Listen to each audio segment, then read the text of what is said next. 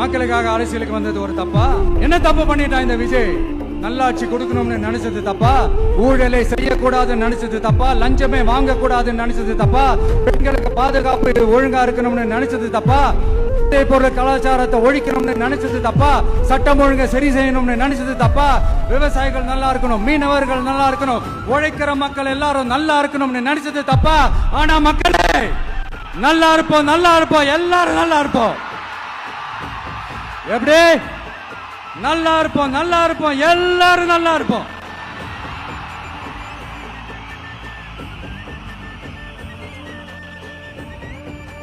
இந்த நேரத்தில் ஒவ்வொரு வீட்டில் இருக்கிற என்னுடைய குட்டி நண்பா நண்பீஸுக்கு ஒரு ரிக்வெஸ்ட்.